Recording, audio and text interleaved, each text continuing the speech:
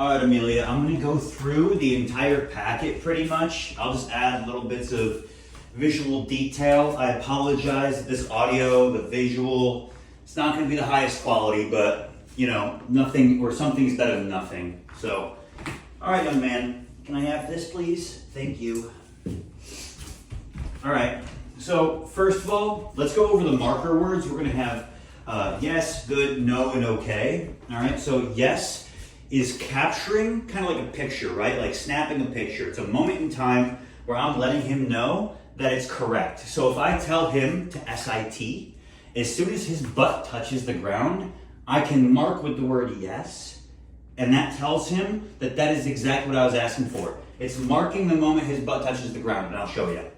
Romeo, sit. Yes. Good job, buddy.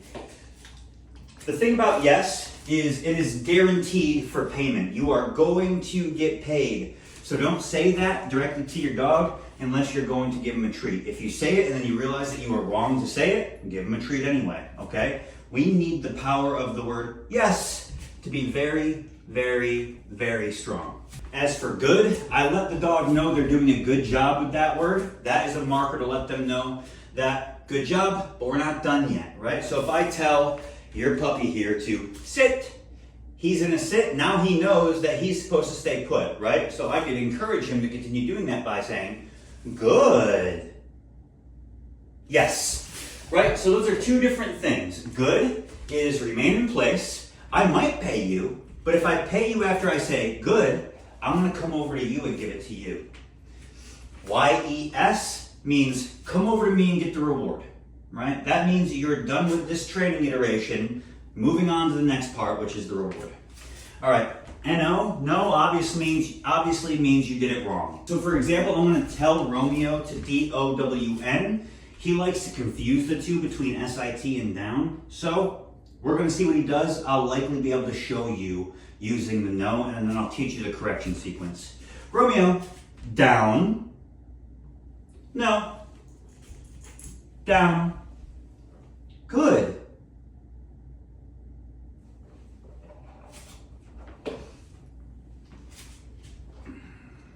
Down,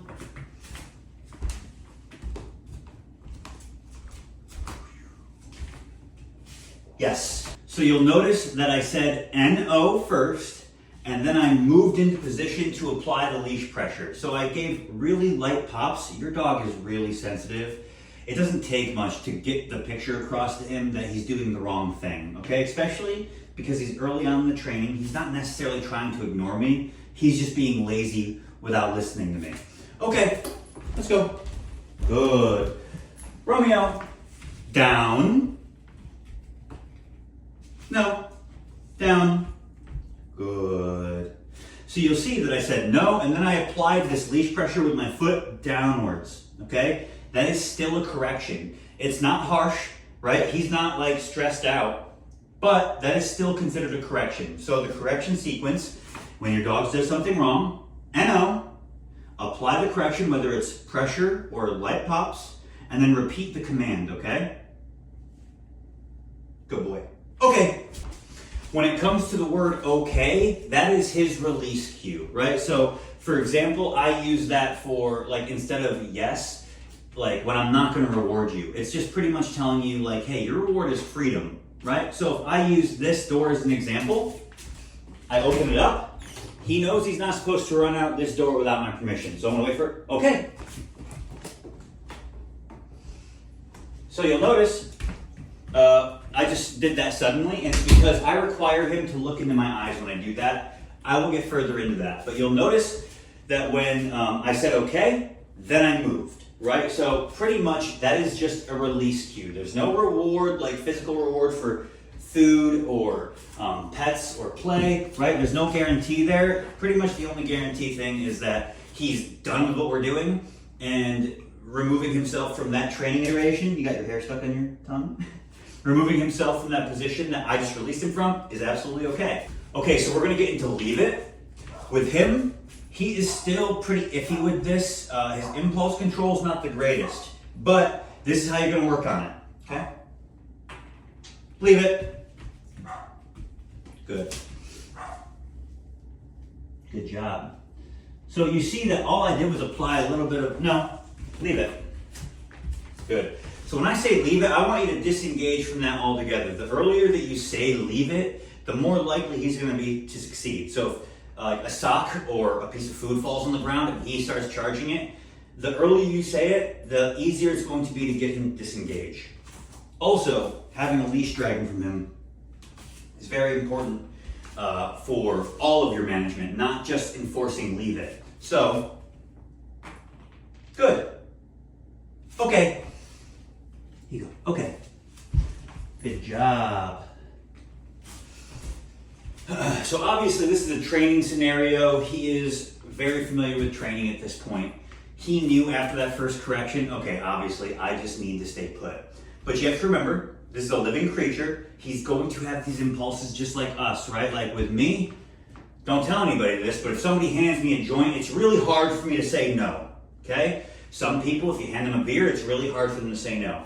If you throw something in front of a dog that doesn't have really intensive training, it's going to be very hard for them to say no.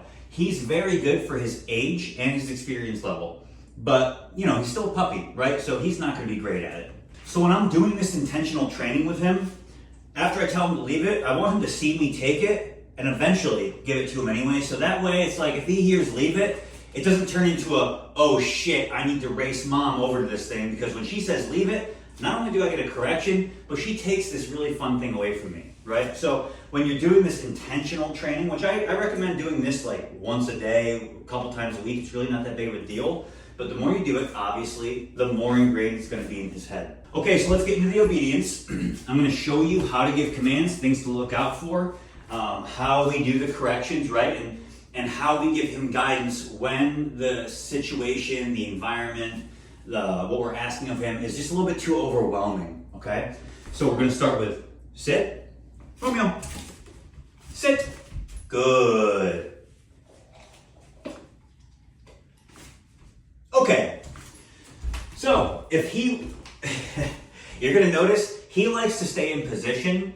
One, because he knows the longer he sits here, the less likely he's going to be corrected, even though you've seen his corrections are not scary at all. But he also knows the longer he sits here, the longer he gets paid, right? That is time in position or duration. So when we work on an obedience command, I don't want him just to listen to me, say sit, and then tap his butt on the ground, wait for his treat, and then he's like, okay, I'll dismiss myself, right? I call that dine and dashing. So what I'm really looking for is an implied stay, right? I want him to sit there and not move until I tell him he can move, right? Because why tell a dog to sit? Good. He was about to put himself in a down. So I'm going to make it easier for him. Okay. Down. Good. No. Down. Good. So there it was. There was another correction, right? Shit. Where was I? Oh yeah, duration, right? So if I put him into this down, right? We're going to use this as an example. I shouldn't have to tell a dog to stay, right? If I give you a command, why do I have to give you another command? I told you to sit. You might as well sit. I'm sorry. We're in a down now. My bad. But down. So it doesn't matter duration, how long I sit here. He should hold position, right?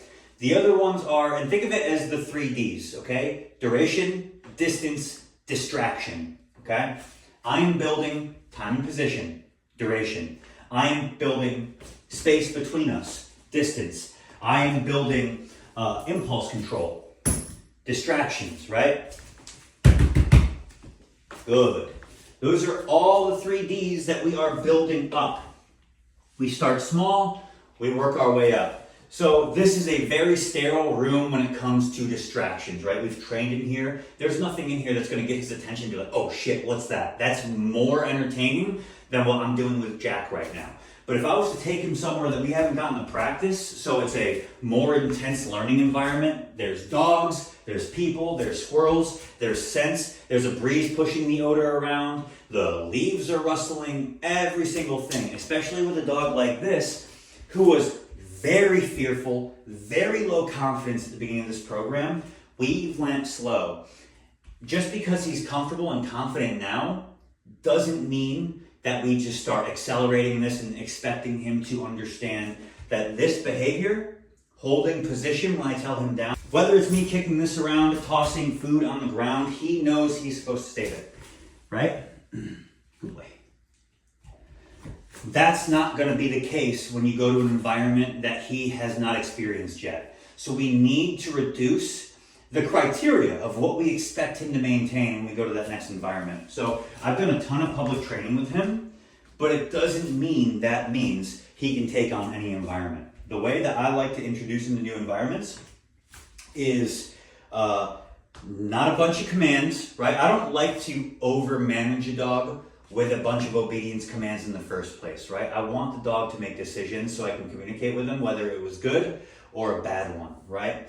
Using obedience too much is, one, going to make the obedience valued less to your dog, but two, it's going to make it to where you are pretty much making your dog dependent on you to make any decisions. They can't make any decision and learn how to be a better dog, okay?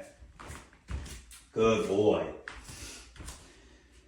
So that new environment, okay, instead of just telling him to down, right? Sometimes he still needs that guidance. All I did was point at the ground. Sometimes when I say down, he immediately goes into it. If he doesn't, he's typically not ignoring me. So that's why I'll just put a little bit of pressure on his leash, right? So say we did this. I'm now at a football game. The crowd is roaring. There's people running around on the field. He sees a ball flying around, right? It's going to be hard. Okay. So what I'm going to do is I'm not going to just give him a command and expect him to know what I'm talking about. I'm going to use my hand or my foot. I like to use my foot because I have good control of this. You can use your hand, right? Because it's going to be harder for you to do this. But if I know he's going to have a hard time listening to my command because his brain is everywhere else, I'm going to make the job as easy as possible for him, right? The more wins we can rack up, the more the training is going to hold. Ready, Bubba? Down. Good. Good boy. So I'm using that pressure the same as I'm using my verbal command because they mean the same thing. I've taught him what this leash pressure means. Okay, so if we're walking around, I apply leash pressure upwards, that means to SIT. If I apply it downwards, that means to DOWN, right? So I don't need to say the words for him to understand. Specifically, dogs are more likely to understand your body language and leash pressure before they even figure out I'm saying a word. Dogs will ignore what we're saying and go based off of body language because that is their primary way of communicating with each other. So that's their way that they attempt to communicate with us. If we don't force them to learn our words, they never will. So that is one of the important parts of saying down and then applying pressure or then luring him into position, right? So that way the word always comes first and eventually he's just gonna hear down and be like, oh, I know what comes next. So all of those concepts are the same. I'm just gonna show you the next command now, which is the place bed. This place bed is what I use to train it, but this could represent anything. This could represent a street bench. It could represent a little plush pad that you have as his bed in the living room. It's really all the same, okay? But just like everything else, if this dog has learned this picture, remember that snapshot, right? If he's learned this behavior in this environment with this type of bed, we need to reintroduce these things slowly. So let's pretend this is like a small rock at the park. If I need to reintroduce him to the place command, I'm going to place and use that leash pressure to guide him. Place, place. Good. You can see I just left that leash pressure on until he was fully on. That's another point. I'm glad I said it. It's super important. Okay. So in regards to that leash pressure, it's very important that you know when to apply it and when to remove it. So the point of this leash pressure is teaching him how to turn it off. If I hold this upwards, as soon as his butt touches the ground, I want to release that tension and put slack back in this line because he's sitting because he feels that tension, right? If that doesn't go away after he sits, he's gonna be like, well, what the hell am I supposed to do? How do I turn this off, right? If I hold it downwards, and I was to remain holding that, eventually he's gonna be like, well, what the hell do I do? How do I turn this off, right?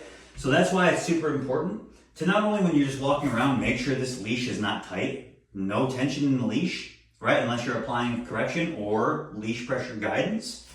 We need him to be able to feel this as a language, not as a default constant tight leash. So if I apply it, as soon as his butt goes on the ground, I remove that pressure, okay? That's important. We want to make sure that we're not holding on to the pressure while our dog has already done what we've asked them to. You're going to notice as you're walking around, say you're in a public area, a lot of people lift their hands up for some reason. They hold the leash high and it ends up being tight. Now the dog is trying to sit as the owner is like stressed out in public settings, holding the leash higher, the dog sitting, and the dog's starting to get stressed out, being like, what the fuck is going on here? Why can't I get rid of this leash pressure? And it's giving him a bad experience in this environment at no fault of his own. It's at fault of the handler. Okay? Those are the type of stuff that we want to avoid. So the place bed. He is not a savant with this stuff. As you notice, his temperament. This is a different dog now with this temperament. I am so proud of his results when it comes to his overall balance and being able to remain calm in new stressful environments. Like you can see that old self, like sometimes he has days where he's just more nervous, but he works through it so well. I focused on that primarily rather than his obedience training because that was much more important for him. So with all this stuff, some puppies can become straight up geniuses with obedience. I think he has extreme potential, but we just didn't put our focus there. There's going to be days that when you're doing some work with your dog where yesterday you were absolutely fine, you knew exactly what this meant, today you don't know what the hell I'm saying, and it's super frustrating. You need to make sure that you don't let yourself get worked up and let that frustration work its way from you down the leash to your dog, because they definitely sense that, okay? So he's having a hard time with the place command compared to just yesterday. So I'm gonna guide him. Place. Good boy.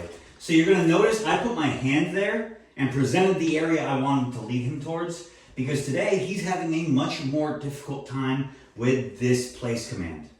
So I'm just gonna take a step back. I'm gonna use the body language, right? Even just walking towards the place bed while you give the command makes it a lot easier for your dog to understand. Okay, good boy. Romeo, place.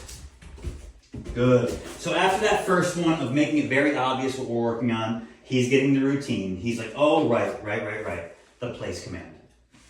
Now, just like with the other ones, this command is an implied stay, right? So place, he is to stay in place until I tell him yes or okay, right? Good boy. So this goes for distractions, me rolling around, me being crazy, right? Like he needs to stay in position. Good boy. Now, just keep in mind, I am literally using his kibble, okay? All of his daily rations are eaten either through impulse control of food training or during these lessons. So when you work on this stuff, just use his kibble. You don't need to buy a $15 bag of treats. It's crazy. He will work for this food as if he hasn't eaten in weeks. Good boy. So this is all distractions, right? I walk out. He can't even see me. Good boy. I walk back in. Those are all examples of distractions. Now, there are a couple things you really need to keep in mind with this, is that a lot of owners use this as management, which is great, right? But they kind of check out. They put their dog in the place bed so they can work on something else, even if they have a chair right here, right? They're sitting at a table working on their computer, they put their dog in the place. You don't notice what your dog's doing anymore. So if he steps off that bed, I can't mark that with no. The same as when I capture a behavior with the YES, I try to capture the incorrect behavior with NO. So that way he can see the clear difference between what's right and what's wrong. He stays in position long enough, I say YES, he gets a treat. If he even touches that ground with his paw, he's gonna get an NO and some leash pops, okay? Because the boundaries of the place bed are, I don't care if your tail's touching, I don't care if you're sticking your nose down and sniffing the ground, as long as he does not put his paw on the ground. Good. And that's what he's doing. He's been on here for a while. He's testing his boundaries. No. Place. That simple, right? So why do I want to capture that moment with a YES or an NO. And it's simple and it's complicated at the same time. But just think of it in their short-term memory capabilities. Their short-term memory is approximately 1.3 seconds. And it's not like they don't remember what happened 1.3 seconds ago. It's that they're not going to connect my reaction with their behavior if it's been much longer than that. So for example, if he steps off this bed, I want to capture that with an NO within that 1.5 second marker, right? That is telling him specifically what I am marking no for, and it's for stepping off the bed. Now, how does that bleed? If we do that incorrectly, how does that bleed into the dog's training? Well, back to the management. If I'm sitting here working on my computer, he steps off. Now he's walking around behind me in the living room. I don't even know he's off the bed. The next thing I know, 5 minutes later, he's licking my leg, and I'm like, oh, Romeo's not in position anymore. And I go, no, and I start correcting him, and I bring him back to the bed. I didn't correct him for leaving the place bed. He doesn't remember that he was even in that command.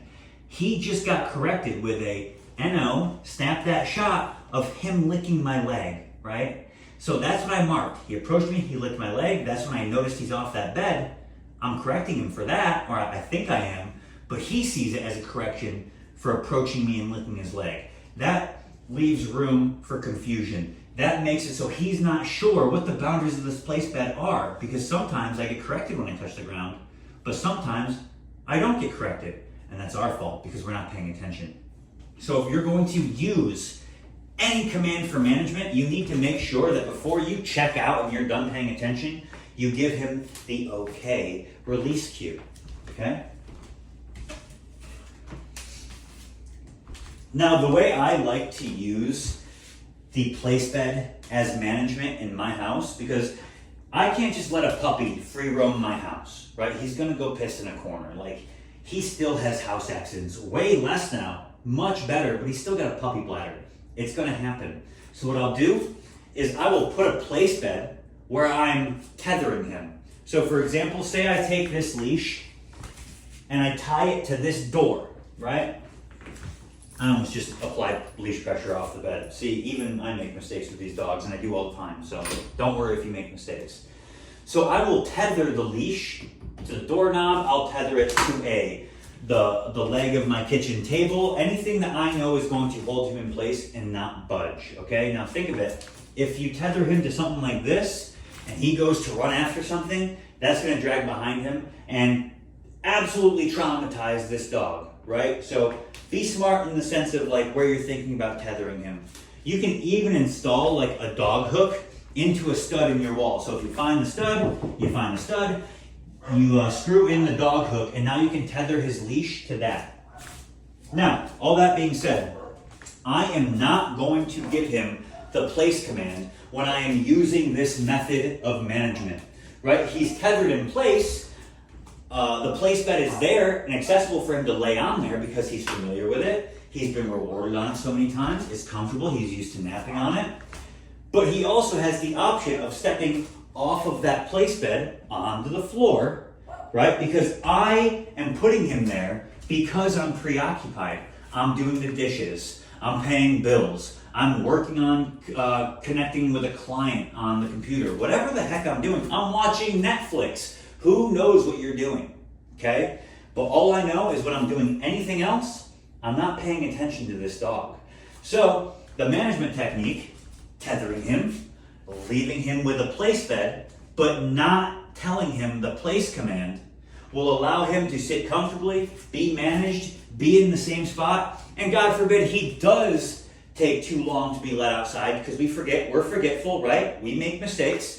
We forget to give him one of his scheduled potty breaks. He takes a pee. Well, there's only one little section of the entire house where that pee could be. There's no wondering like, oh, I wonder if this dog peed. Now all you gotta do is scan the area, check the bed, check the carpet, check the floor, whatever the fuck you got, and see if he pissed, okay?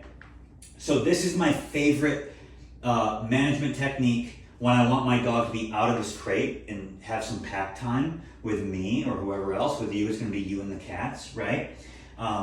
You want him to be able to have that pack time. I don't want him to be in the crate. This dog does great in the crate, and we're gonna move into this now, but you need to see Or you will see, and you probably already remember how he was in there beforehand. Okay. Romeo. House. Good. He is not scared of being in the crate at all. As a matter of fact, whenever we are in the front of the house and I start walking towards the back, he follows me and runs straight into his crate because he has such a good positive association with this thing. And it's because a lot of his meals have been fed in here. We've done a lot of training to where we come back and forth. So he knows this crate means fun.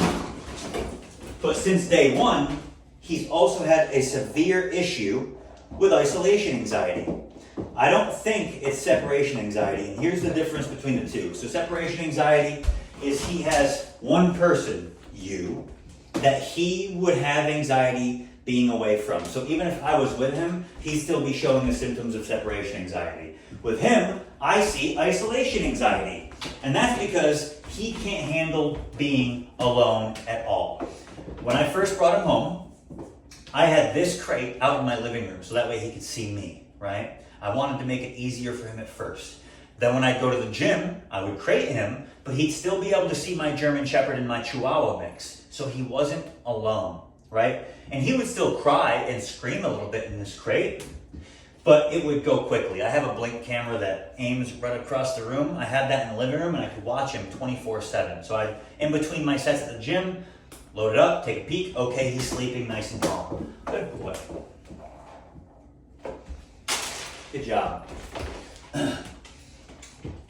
But I saw that getting fine. He wouldn't whine and cry at all after the first week when he was able to see me while he was in the crate, or able to see Chloe and Shiloh, right? But now I wanted to see it because I was pretty sure he had isolation anxiety, and I'm right. So I put his crate back here. There's no other dogs here. This is just where I store these crates. No other dog is staying here. He doesn't see anybody. He's in here when I go to the gym, whenever I leave the house, or when I'm sleeping. So, you good boy. Thank you. That behavior, and you're going to see it. You will see it. I'm sure you have plenty of times. I didn't start seeing it until the second week because I started putting him in here alone. This dog will scream and cry. He doesn't rip at the crate or anything, but he will scream bloody murder, and you can hear he is truly stressed. It's not only a fit, he truly is stressed. But that time that those fits last is getting shorter and shorter. So I would suggest putting him in this crate when you sleep, when you leave the house, and don't let him out if he's screaming.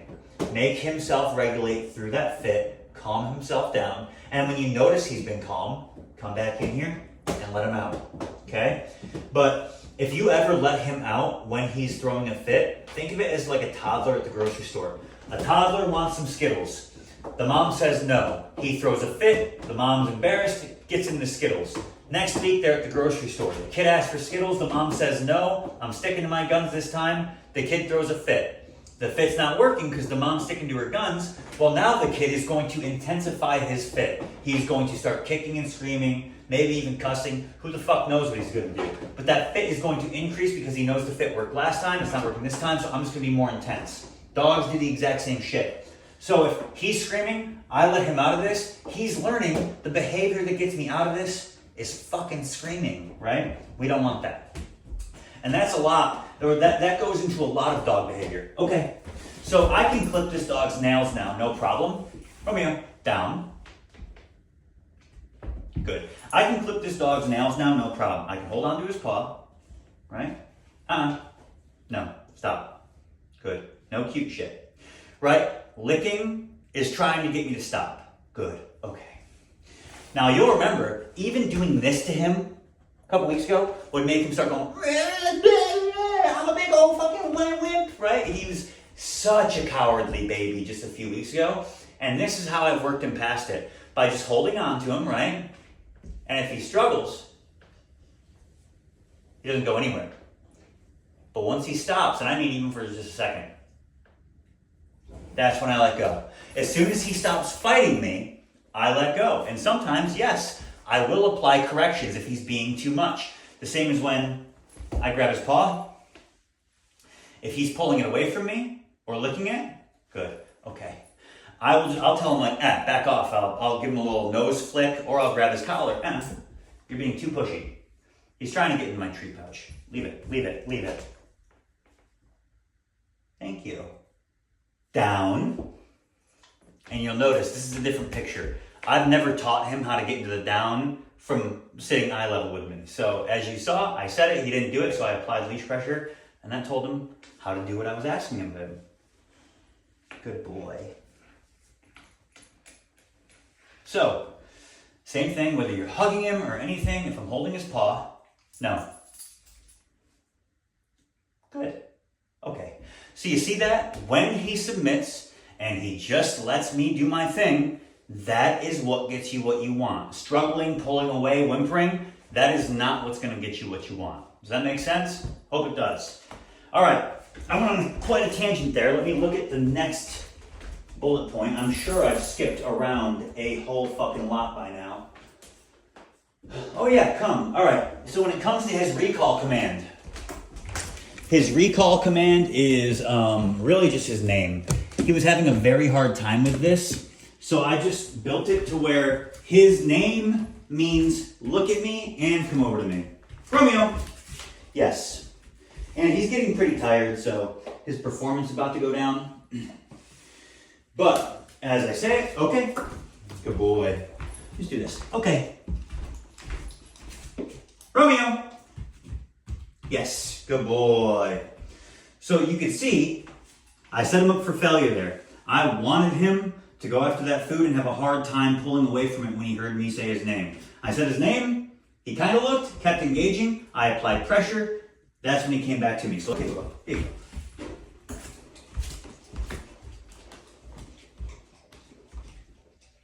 Romeo.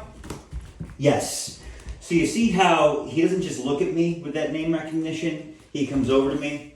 I've built that as his recall. Now, if you actually want there to be a recall command, all you got to do when you want him to come over to you is add the word come after his name, okay? And eventually that will pair his name with the new command of come, and that'll, over time be conditioned. So that would look like, what's this? Romeo, come. Yes. Right, so he's still coming back because he hears the initial, the cue, which is Romeo. I just add come, so over time, that will be conditioned in there as well. All right, what's next? Okay, doorways. Let's go over doorways.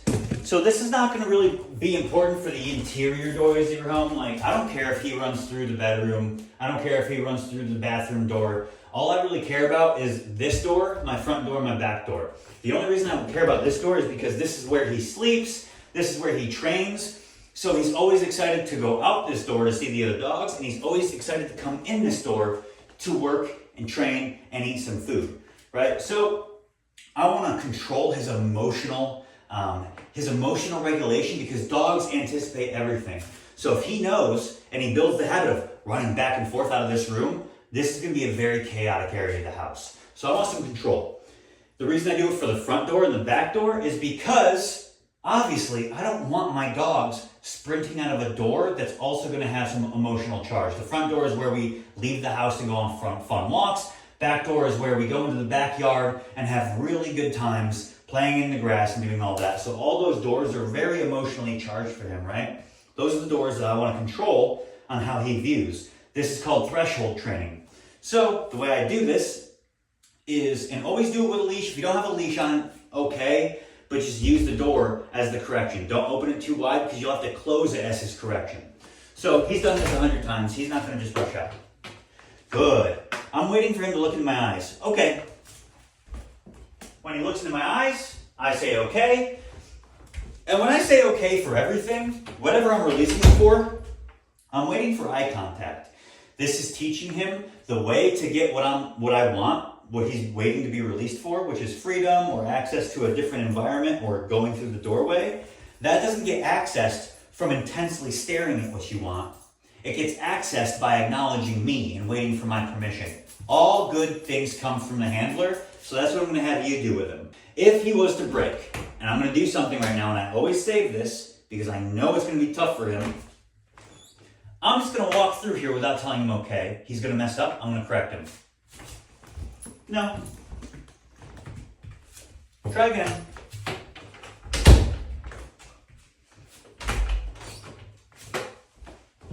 Good. Show him that clear difference. Okay. Good boy. Come on, boy. All right, so I would just work on that with the front and back doors. Don't worry about the rest of your house. That sounds like a whole ass job you'd have to accomplish. So, all right, the heel command, right? This is a more advanced. This is for early or later on in their life. The way I've helped him discover walking here is really valuable. Is as we walk, I give him a lot of treats as we walk. So right here, this is a reward history, right? Spending a lot of time here has built up a reward history. He's earned a lot of rewards in this position. So this is usually where he falls to while we go for walks, right? But he doesn't have an official heel command or anything like that. All right, the description for environmental enrichment and all that kind of stuff, potty training, that's all in there. The main things I need to convey to you to be successful throughout this. You need to be super consistent and you need to be extremely patient, okay? Dog training or dog ownership in general has been where I have developed my patience, right? I'm a very patient man, and it's because of these creatures right here. I used to blow my lid so early. My fuse was shorter than my fucking Audi belly button, all right? And this is truly it sharpens your patience extremely if you allow it, okay? Now, the reason I say consistency is because the more we enforce the same rules, the same as enforcing the same boundaries and rules for this to eliminate any confusion, right? The more consistent we are, the more our dogs clearly understand our rules and boundaries. The less consistent we are, the more confused they are, the more they feel that they need to test these boundaries, not because they're little menaces, but because they need understanding and clarity on the rules, okay? And without that, they will continue to mess up. Now, the patience is because of that. They will mess up. They will drive you crazy, okay? There's gonna be times, like I was saying, right? Yesterday you knew this. Today you're looking at me like I got 15,000 fucking heads, right? Those days are gonna happen, and they're gonna be more often than we wish they would. This is a biological creature that makes decisions, and sometimes those decisions are really fucking stupid, just like us. We're fucking morons too. People are dumb, right? Take that, remove about 100 IQ points, and that's what you're working with. So that's the level of patience it's gonna require, okay?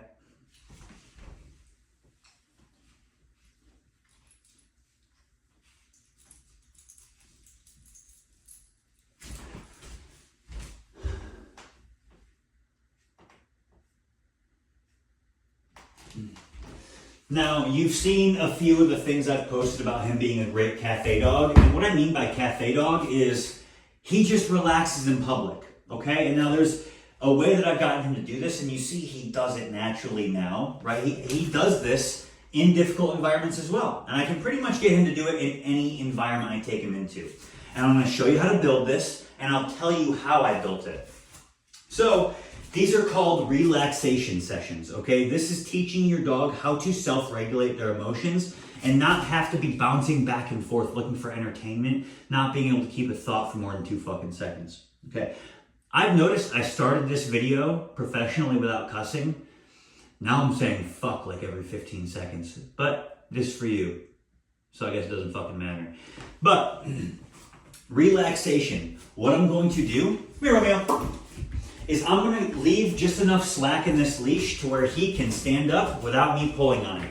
So I stand on this leash. You can see the slack isn't enough to apply pressure on his collar, but it's also not enough for him to explore and sniff around. He's going to sniff this area. He'll do all that shit, and he's going to pull on the leash, but eventually he's going to lay down. The goal is to get him not only to lay down, because laying down isn't a sure sign that your dog is relaxed, calm, and under control, right? There could be a lot under the surface with that. So we're not only looking for this, we're looking for signs that our dog is not really engaged in the environment at all. He's starting to go into like a sleep-like state. That could include just him putting his head down and relaxing. It could be, you know how like his ears move around, his eyebrows move around a lot whenever they're like looking around the environment, get a sniff. I'm looking for that, like his eyes right there and he's sniffing. I'm looking for his head to settle and those eyebrows to relax, right? That's how I know our dog has finally accepted the position he's in. So now, after they do that, I step off the leash, I walk around a little bit, and if we're in a different environment, a harder environment, he'll typically stand up, right? If he doesn't, I'll just move him real quick. Good boy. I'll just walk a quick circle, and I will reset into the second rep, okay?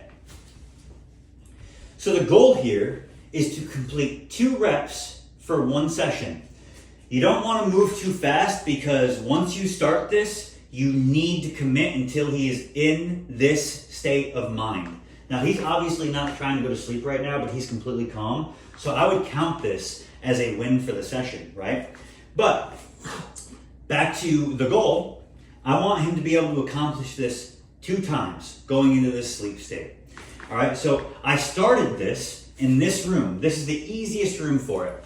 Then I brought him into the living room where he can see the other dogs in the crates. Then I moved him into the backyard, front yard, down the road, down to Starbucks, at the busy park. I took him to a couple kickball games on Camp Lejeune that they had recreationally, and we just stood there on the sidelines and we watched as a bunch of kids ran around, super enticing for a dog, right? And also a ball being slapped and kicked around. So it's really difficult for a dog. But the point of saying that is I am increasing the difficulty of the environment slowly, okay? And I'm not doing it like going from here to a NASCAR race where he's just gonna have engines ripping his fucking ears off his head, right? We are making it nice and slow. But how do we know that he's ready to graduate from one environment to the next difficulty of environments? And that is when he's able to complete both 2 reps within about 10 to 15 minutes. So if we're just starting this, say the first session I ever do this in this room takes 45 minutes, okay? Well, the next time we do this session, it's gonna be in this room. The next time it'll probably take about 30 to 35 minutes. Next time maybe 20, and then eventually we hit the 15 mark and go sub 15 around 10 minutes, okay? Once he's in that window between 10 to 15 minutes, that is when I will graduate him to the next environment.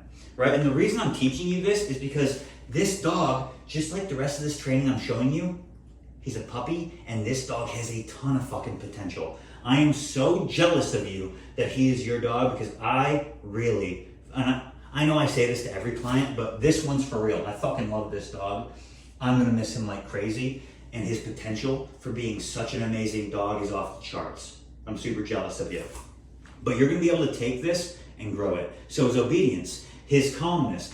I value a level head dog, a nice calm dog in public, 50,000% more than I appreciate a dog that has sharp obedience off leash. I would much rather have a dog that is well composed on leash without the complete off leash freedom, okay? He's gonna be much more capable in the future of becoming off leash freedom, like for real. He's gonna have no problem with it, I really believe that. But this, what we've created right here, is the goal of relaxation sessions, and you can do this everywhere you go. So it doesn't even need to be a training session, but say you want to go grab a burger or a coffee and you have a nice place you can sit with Romeo outside to do that. Well, all you got to do is go. You can do it from a chair. Good boy. I love how this chair doesn't scare you. Good boy. And now you just put your foot right on there. Keep in mind the material of your leash is going to make it harder. If it's like a cloth, it's going to slide out from your foot more. So if it's a cloth, wrap it around your foot and then do that so we can't move. This rubberized one is nice because it just grips the bottom of your shoe.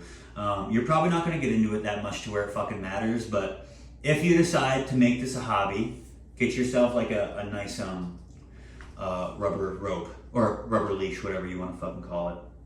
Okay, I'm sure there's more. My mouth is starting to get dry. Let me see. Okay, so the biting. If he bites, if he's like play biting and he gets my hands, like I don't even want him brushing his teeth against me. If he does, I say no.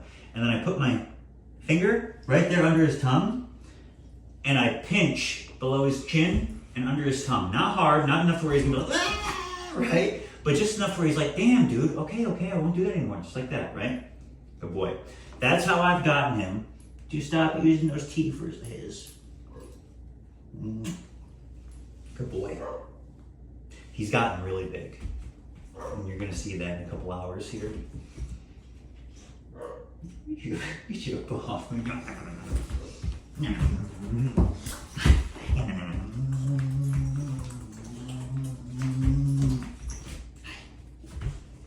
Okay, another note about the crate.